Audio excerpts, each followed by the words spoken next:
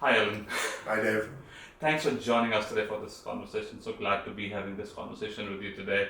Uh, I'm very excited about the book you are coming up with, you and Christine. But before we delve into the book part, could you talk more about your background and then your story and then your interaction with the disability space and the ecosystem? Well, at some stage, I hope to, decide what I'm going to do when I grow up. But what I've been doing for the last 10 years or so is working in the disability sector. My heart is in the not-for-profit sector, and so I come from that arena. And over the years, I've had contact with disability organisations. I started working with National Disability Services, the peak body, in 2013 on NDIS transition. I spent a little bit of time working in service delivery myself, and then I returned to consulting to disability service providers. Oh, okay. And what's the genesis of the journey to starting in the disability sector? So what's before that? A whole range of things, but I guess most relevant is that I completed my PhD at the QUT Centre for Philanthropy, Not-for-Profit Studies, and I was interested in the question of how boards of organisations influence organisational performance. And so obviously there's a clear connection to not-for-profit disability service providers.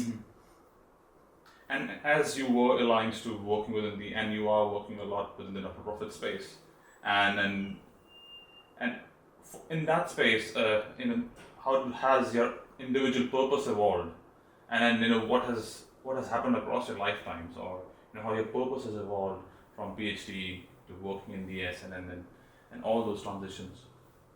And if you were to define your purpose, what it is, that would be good. I think the PhD was actually really important for me as a person. I used to be a really strong managerialist. Anything in the Harvard Business Review, I believed.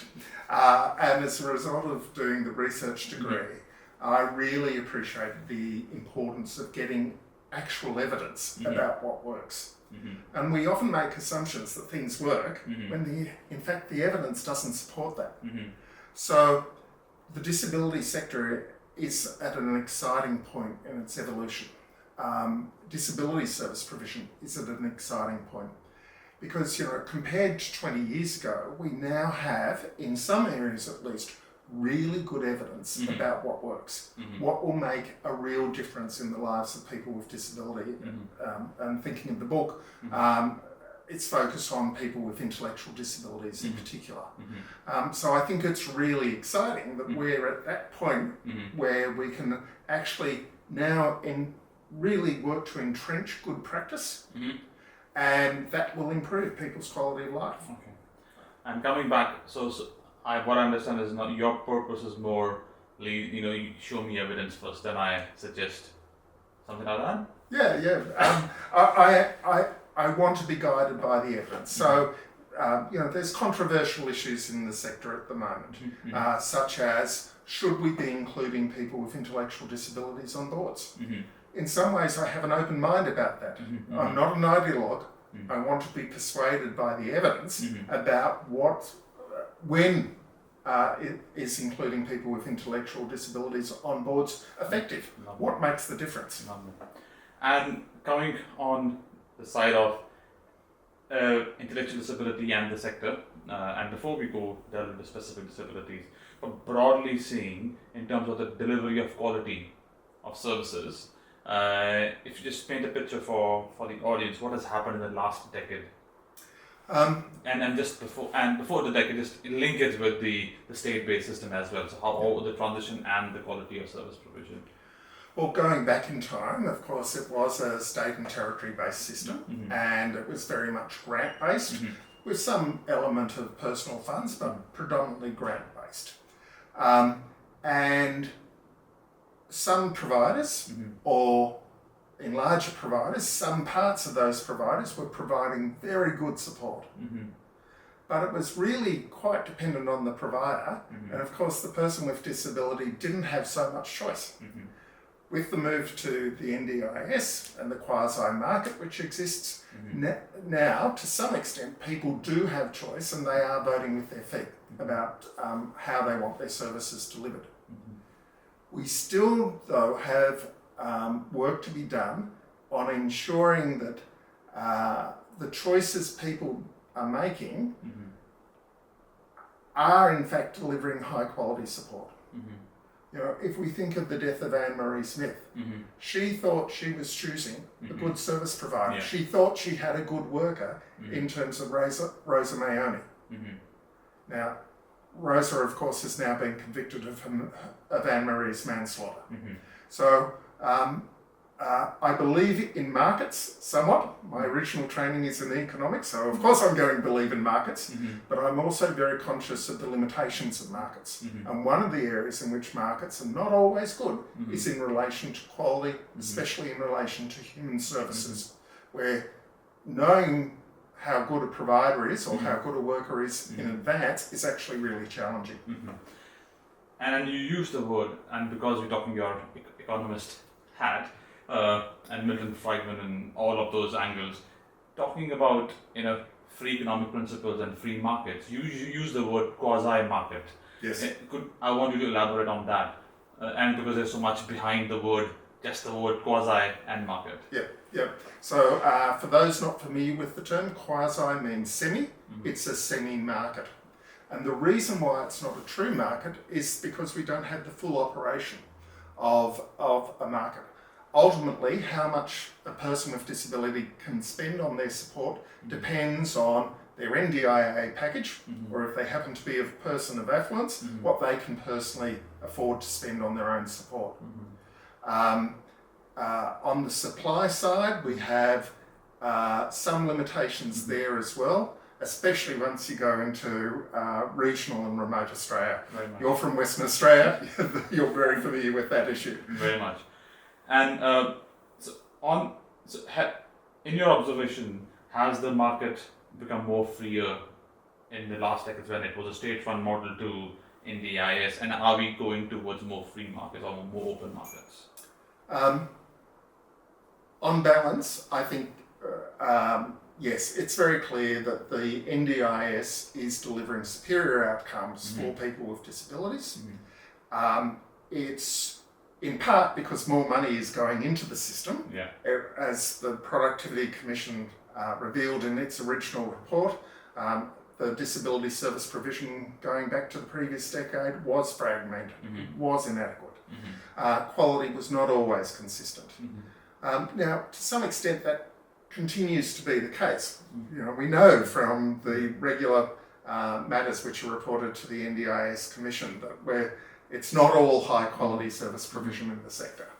And I'm just extending that same argument of more freer markets. Is the hypothesis that the more freer the markets are, the more open markets are, the quality of service provision improves? Some would argue that.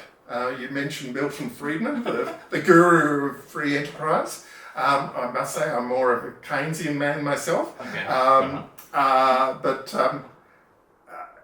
it's not necessarily the case that the market does improve. To get the pure outcomes, to get the right outcomes, the pure outcomes, you need a pure market. And of course, it's not a pure market. It is a market which is regulated and controlled by government. What a person can spend predominantly depends on what the NDIA gives them. And sometimes the NDIA's decision making can only be described as idiosyncratic. And picking up from there, and you have accumulated a lot of evidence and experience, and then you have culminated, and part of your works are being published in multiple phases and formats. But before we go on the book we want to talk about, but do you want to elaborate on some of the projects you have worked upon, Sure. and some of the key findings, which is for sure is of value?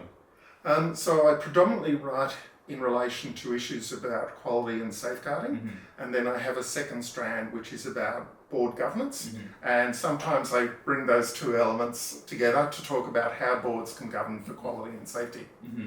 Part of, I guess there's also a bit of a third strand, which is I also write about regulation, which is about regulation of quality and safety.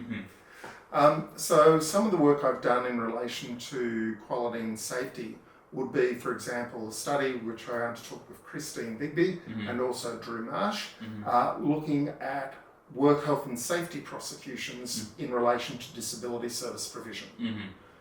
That's relevant to quality in two ways. Obviously, work health and safety also covers clients, not just workers. So there's some direct issues there. But if service delivery is also harming workers or harming members of the community, that is not quality service delivery, of course. So what we did is we looked at all the cases which have occurred in Australia of work health and safety prosecutions. We unpacked those. We identified some common lessons for providers. And in an article due to be published in the next few weeks, we've also got lessons for regulators and policymakers. 4.5 years of the Royal Commission, so much has happened, and so many, a lot of people with disabilities have shared their stories, and so much recommendations. And if you see the volumes of books, and as you go through the stories and recommendations, what are your key takeaways? Few things, and I want you to link it to the board governance work you've been doing, and because yes, we want people with disabilities on the boards, but before that, probably the first step would be, the board should understand the governance, not just from a financial point of view, but from a quality and safeguarding point of view. Yes. So if you can link those Royal Commission recommendations and your work on the boards. No challenge there, Jeff. No challenge. So my attitude to the Royal Commission is that it did a pretty amazing job given the scale of its brief. Nonetheless, I think there were some clear limitations in the work of the Royal Commission. I remain shocked that there was not one dedicated hearing on the National Disability Insurance Agency and the impact of its decision making on people with disability and the impact for quality and safeguarding. They spent over $527 million and not one dedicated hearing. And yet the NDIA is such a major player in the lives of people with disability receiving supports under the scheme. I don't get why there wasn't a dedicated hearing on this issue. And, a few providers were put under the microscope, intense scrutiny, in some cases deserved. Well, why wasn't that same scrutiny applied to the NDIA? And the next probably would be why it's the same scrutiny on Quality and Safeguards Commission. Well, the NDIS Commission did in fact appear, and to be fair, the NDIA also appeared on multiple occasions before the Royal Commission. It is interesting that they were treated much more favourably than some of the providers. And my impression is that the benefit of the doubt was given to the agency and the Commission, not so much to the providers whose actions were subject to investigation. In some cases, though, one case in particular I can think of, or two, that scrutiny was absolutely deserved. I'm not convinced in the other cases. And there are few recommendations that are leading towards, the boards have to be, evolving in terms of a lot of things. To have people with disabilities on the board or include more feedback or understanding from the people with disability point of view. And of the boards you have worked with and collaborated with, have you seen a transition of mindset in the last year or so? Absolutely. I think that change in mindset has been happening during the course of the Royal Commission's deliberations. When we join boards, when people volunteer to join boards of disability service providers, especially those which are not-for-profits, they join because they want to make a positive difference in the lives of people with disabilities. And yet historically, what's happened is that boards have tended to concentrate on issues of finance or issues of strategy, especially around organisational growth. But we need to connect with that original purpose that we all have of helping our organisations to assist people with disability to improve their lives. That should be the primary focus of the board. Obviously, fiduciary responsibilities are really important. must not trade whilst insolvent. All of that's true. You've got to provide for the long-term future of the organisation. But I'd argue that you can't effectively provide for the long-term future of the organisation unless you're giving appropriate attention to quality and safety issues. Powerful. And just leading towards now the work you've done recently with Christine on the book you have authored,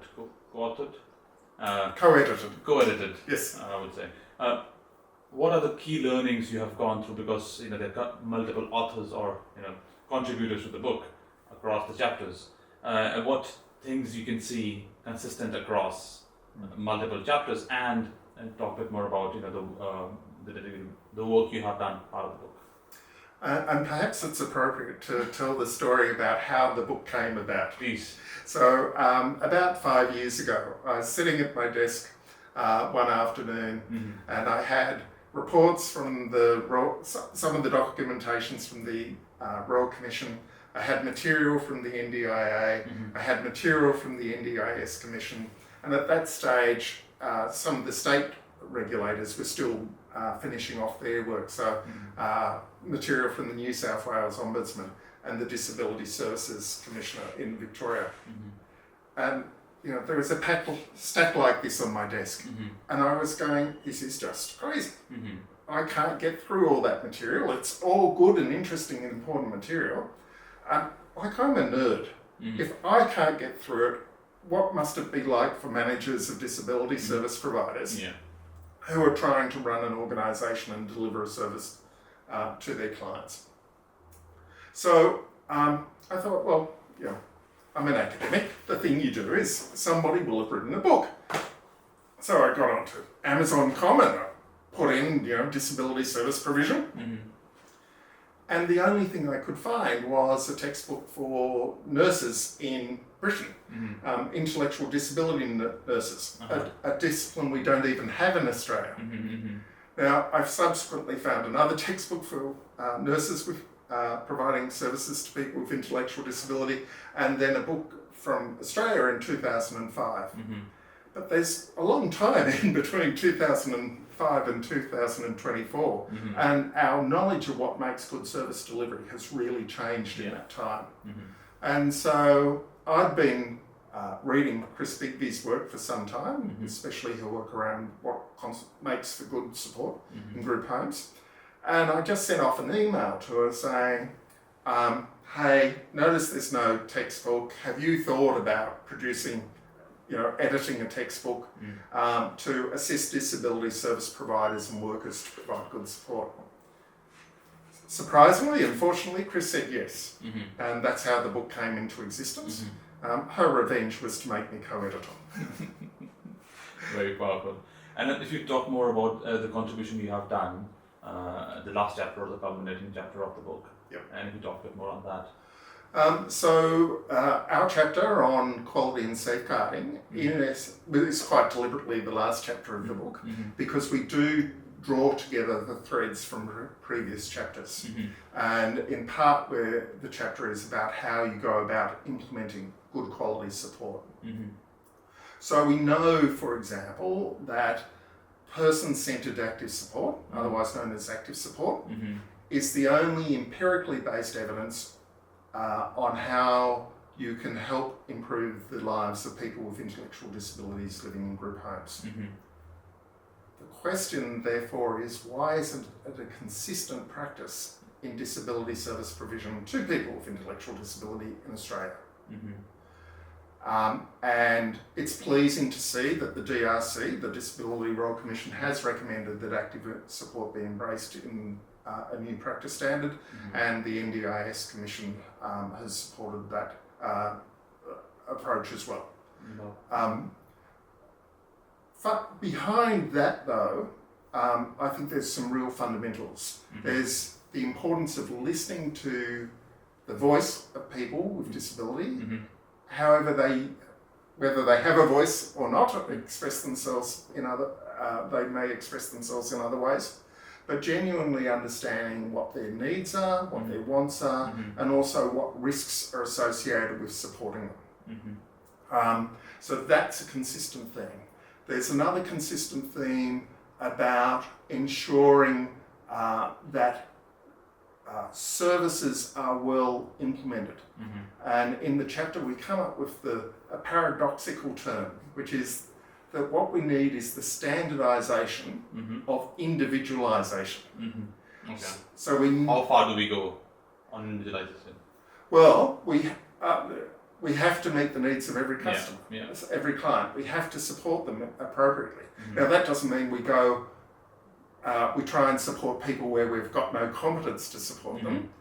But the practice standards, for example, say that for people receiving high intensity personal support, the training has to be unique to the circumstances of each individual. So it must be individualised to meet the person's needs and wants. But we also need to be systematic in our approach around that, which means that we need the standardisation of individualisation. It's a tongue twister. It is a bit. I would start with. I like that's the way you are concluding the book and aggregating a lot of knowledge and then simplifying for not just service providers but individuals who are working in the space. And we have seen in the last 1 year on the work done in NDIS review, and the NDIS review work happened parallel to the Royal Commission work, and there were some overlaps and there was not so much overlaps. And the report is now public.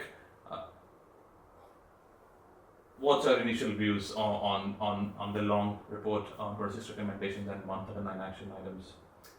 So starting off with DRC, I'd give them a 7 out of 10. They had to cover an enormous scope. I wonder if in retrospect there should have been 2 separate Royal Commissions, one in relation to service provision and one in relation to other aspects of lives of people with disability. Because sometimes the Commission hasn't given the depth of coverage of some issues, which I think those was needed in the circumstances. For the NDIS review, I'd give them an 8 out of 10. I think they had a tighter brief, obviously, and they were able to give the depth of that brief due consideration. I'm not sure they've got everything right, but that's okay. It's a work in progress. And of course, we've now got yet another review. And so specifically on regulation, and it's going to be really fascinating to see the results of that review. I'll certainly be sending the review, the academic articles that I've published, because I think it's important that we promote deeper understanding of these issues. If we're going to get the best solutions for people with disabilities, we need a really good and strong regulatory system. There are quite a few key issues in the recommendations, the way that report is written. Before I go specific issues out, do you think the Royal Commission and the NDIS review report, they are independent works? Are they aligned in some way or fashion, or they're misaligned for the majority of it? There are differences. I was actually shocked at times in the DRC's report by the way they just ignored issues and said, oh, that's being considered by the NDIS review. I would have thought after running a Royal Commission for 4.5 years they might have a few things to say, but in fact they seem to defer to the NDIS review from time to time. There is a general theme through both reports, such as a concern for human rights, a concern for quality and safeguarding, a concern for financial integrity in the case of the NDIS review. So, yeah, I won't overstate the differences, but there are some. There are. As you would have seen, broadly the NDIS review is talking about shouldering the responsibility between the Commonwealth and the state and territory governments, and there is an assumption that all mainstream supports in different states and territories should be fair and inclusive in some way or form, and then part of the funding will go through the foundation supports and through Department of Education or Health or depending on what the scenario is. And how is that deliverable versus the deliverable of 11 years ago when we were under the state system, how is that? How will that marriage work? It's been a source of pride, I think, to most Australians that by and large we've had a bipartisan or tripartisan approach to disability policy and funding. So, the fact that the NDIS legislation, the original legislation, passed Parliament without dissent, I think should be a matter of enormous pride to us all. If we can capture that spirit of being truly focused on delivering what needs to be delivered for people with disabilities, then I think we'll go a long way in delivering the vision of the NDIS review. It only takes one politician or one senior bureaucrat in a state government to start undoing that entire process. I think it's really important that people with disability, providers, support workers are active in speaking to government, in speaking to the opposition about what needs to be delivered. We absolutely need to keep our politicians accountable. We need to move beyond politicians taking cheap shots at each other or bureaucrats or whatever it is, and truly focus on what needs to be delivered for people with disabilities. It's going to be a challenge to deliver the vision of the NDIS review. And the term which is used is the package. All 26 recommendations are part of the package.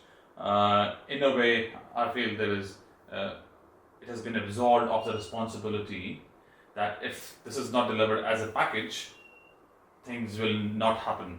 And we will not be able to deliver the vision of inclusive and fair Australia.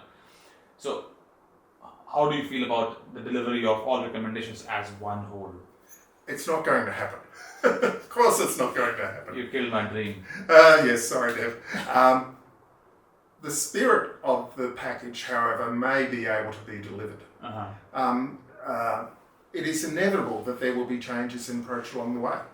And there need to be as a result of learning. But if we can truly embrace the spirit of the recommendations, then we might set ourselves up for success. There's a consistent language of inclusive Australia and fair Australia across Royal Commission and NDIS review. And there's this colloquial term, Australian colloquial term of "Are we there yet?" And it's a journey, and it's an evolution process from the state funding to the nationalised funding to shared responsibility, national, Commonwealth and the state and territory governments. So my concluding question to you is, are we there yet on the journey to an inclusive and fair Australia? We're not. We're getting closer, but I actually hope, in a sense, we never get there, because our understanding of the rights of people with disabilities, the rights of all people, is constantly evolving and increasing. Our understanding of what constitutes good quality support, to speak in my area, is constantly evolving. And so we will always have work to do, but we are getting closer to that goal for sure. Thank you. Thank you, Alan. Thanks, Steph.